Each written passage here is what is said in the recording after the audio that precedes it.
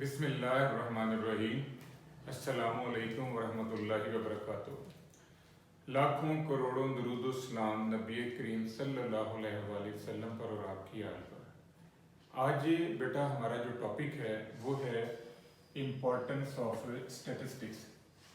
Statistics जो है basically research का सब्जेक्ट है।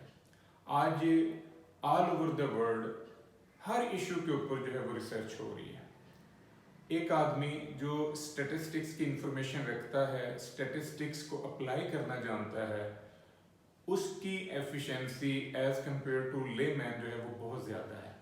हम ये कह सकते हैं कि इस वक्त अगर किसी बंदे को स्टैटिस्टिक्स का नॉलेज नहीं है तो उसकी आंखें बंद हैं। मैं मुख्तलिफ एस्पेक्ट से स्टैटिस्टिक्स की अहमियत जो है वो बयान करता हूँ। सबसे पहला है क्वांटिटेटिव डिस्क्रिप्शन। हम अक्सर सुनते हैं कि जी हमारे मुल्क के अंदर क्राइम रेट जो है वो डे बाई डे बढ़ता जा रहा है। हम अक्सर सुनते हैं कि हमारे यहाँ गुर्बत जो है वो इंक्रीज़ कर रही है, हमारी करेंसी जो है वो डिवेल्यूएट होती जा रही है, हमारी जो एक्सपोर्ट है वो गिर रही है।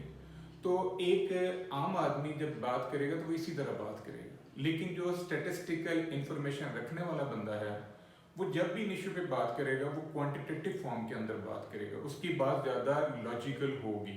कैसे? वो ये कह सकता है कि 25% लोग जो हैं हमारे मुल्क में गुर्बत की लाइन से नीचे ज़िंदगी गुजार रहे हैं। हमारे यहाँ जो करेंसी है वो पिछले साल की निस्बत इस साल 10% जो है डिवेल्यूएट हो गई है। हमारे यहाँ क्राइम रेट जो है वो 10% बढ़ गया है। हमारी जो एक्सपोर्ट्स हैं वो 5% रह गई हैं। हमारे रिजर्व एसेट जो है वो डे बाई डे कम हो रहे हैं और वो इस वक्त जो है वो 6% में। तो जो स्टैटिस्टिकल इंफॉर्मेशन रखने वाला बंदा है वो न्यूमेरिकल फॉर्म के अंदर चीज़ों को बयान करेगा।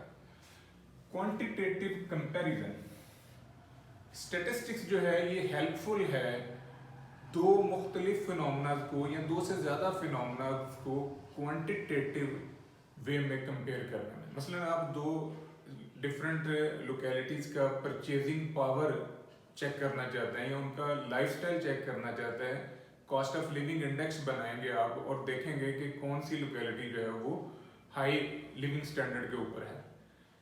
आप DHA और समनाबाद के एरिया के लोगों की कॉस्ट ऑफ लिविंग स्टडी कर रहे हैं तो आप दोनों का CLI बनाएंगे, दोनों के लिए आप cost of living index generate करोगे और फिर आप असेस करोगे कि कहाँ पर परचेजिंग पावर जो है वो ज़्यादा है और कहाँ पर परचेजिंग पावर कम है। आप दो प्लेयर्स की एफिशिएंसी देखना चाहते हैं with respect to run getter, with respect to consistency, तो आप एवरेज निकालेंगे।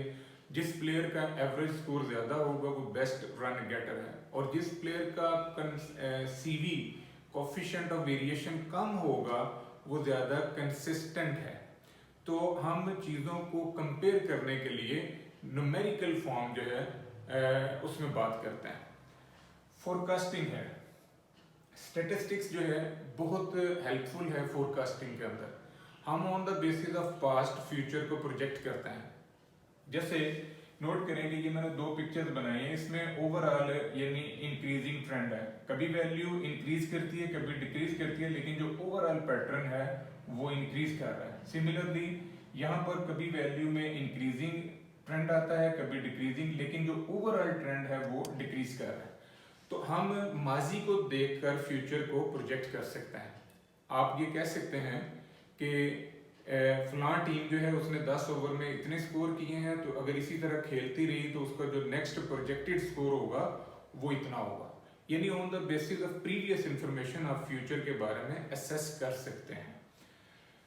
थ्योरेटिकल टू मैथमेटिकल, स्टैटिस्टिक्स जो है ये एक ऐसा सब्जेक्ट है जो थ्योरेटिकल फिनोमेनाज को मैथमेटिकल शेप देता है।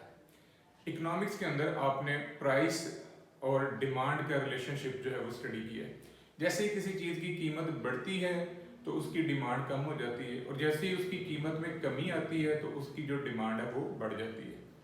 अब जो प्राइस और डिमांड का ये रिलेशन है इसके अंदर इनवर्स फॉर्म एग्जिस्ट कर रही है, यानी इनवर्स रिलेशन जो है ये एग्जिस्ट करता है। इस वजह से हमारा जो ये स्लोप है, नोट करें जरा, Q = A - BP, ये जो B है ये नेगेटिव आया है। उसकी वजह ये है कि ये प्राइस और डिमांड का रिलेशन है। अगर ये प्राइस और सप्लाई का होता तो फिर ये पॉजिटिव होना था। मजीद देखें, जो कंजम्पशन है ये फंक्शन है इनकम का, यानी जैसे ही आपकी इनकम में इजाफा होगा आपका कंजम्पशन जो है वो बढ़ने लग जाएगा, और जैसे इनकम कम होगी आपका कंजम्पशन जो है वो कम होने लग जाएगा। तो ये स्टैटिस्टिक्स जो है थ्योरेटिकल फिनोमेना को मैथमेटिकल शेप देता है, जिससे एक आम आदमी जो है उनको समझने में आसानी पैदा होती है। लाइफ टेबल ये बड़ा इंपॉर्टेंट है। लाइफ टेबल जो है ये इंश्योरेंस कंपनीज वाले यूज करते हैं, और ये स्टैटिस्टिक्स की मदद से ही डिजाइन किया गया है। प्रोबेबिलिटी थ्योरीज यहाँ पर अप्लाई हुई है। आप जब इंश्योरेंस पॉलिसी परचेज करने के लिए जाते हैं तो वो इंश्योरेंस पॉलिसी देने वाला बंदा जो है वो आपकी एज को, आपकी हेल्थ को मद्देनजर रखता है, और फिर उसको अपने लाइफ टेबल के साथ कंपेयर करके वो प्रोजेक्शन निकालता है कि जी आप मजीद कितने साल जो है तक जिंदा रह सकते हैं। तो वो उस हिसाब से आपको पॉलिसी जो है वो देता है। ऐसे नहीं है कि आपकी एज बहुत ज़्यादा है या आपको कोई बीमारी लाक है तो वो आपको एक बड़ी पॉलिसी दे दे, ऐसा नहीं होगा। वो पॉलिसी देने के लिए आपको लाइफ टेबल की मदद से स्टडी करता है, फिर आपको पॉलिसी जो है वो देता है। फार्मूलेशन ऑफ पॉलिसीज, किसी भी शोबे के अंदर नई पॉलिसीज डिजाइन करने के लिए स्टैटिस्टिक्स जो है वो बड़ा हेल्पफुल है। मसलन कहीं क्राइम रेट ज्यादा हो रहा है, कहीं गुर्बत जो है वो बढ़ रही है, कहीं एजुकेशन लेवल जो है वो आपने इंक्रीज करना है, तो ऐसे तमाम फिनोमेना को कवर करने के लिए उनके लिए जो आप पॉलिसीज डिजाइन करेंगे वो स्टैटिस्टिक्स की बेस पर होगी। क्योंकि आपको ये पता है कि हमारे रूरल एरियाज के अंदर क्राइम रेट ज्यादा है, तो वहाँ आप थाने जो हैं, चौकियाँ जो हैं वो आप बनाएंगे। आपको ये पता है कि रूरल एरियाज के अंदर जो एजुकेशन का लेवल है वो कम है, तो वहाँ पर आप नए स्कूल खोलेंगे, नए कॉलेजेस जो हैं वो आप इस्टेब्लिश करोगे। तो कोई भी इशू जो है उसको कंट्रोल करने के लिए आप जो पॉलिसी डिजाइन करते हैं वो स्टैटिस्टिक्स की मदद से ही बनाई जा सकती है। मेडिकल, एग्रीकल्चर और स्टॉक एक्सचेंज के अंदर जो है वो स्टैटिस्टिक्स का बड़ा की रोल है।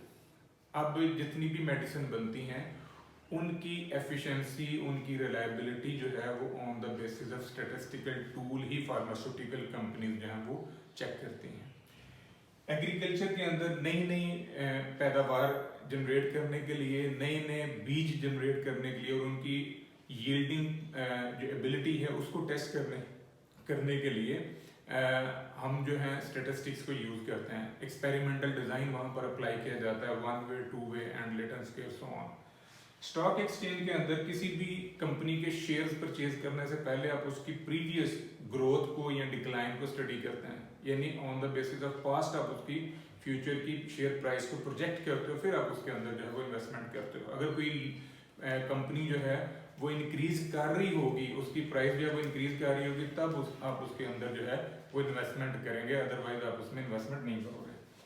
सोशल साइंसेज के लॉज जो है, बहुत सारी सोशल साइंसेज है, जैसे इकोनॉमिक्स है, साइकोलॉजी है, सोशियोलॉजी है, तो इनके जो थ्योरीज के कॉन्सेप्ट हैं उनको मैथमेटिकल शेप देने के लिए स्टैटिस्टिक्स जो है वो की रोल प्ले करता है। Reliability, validity and quality control, कोई भी चीज जो आप बनाते हो मार्केट में, उसे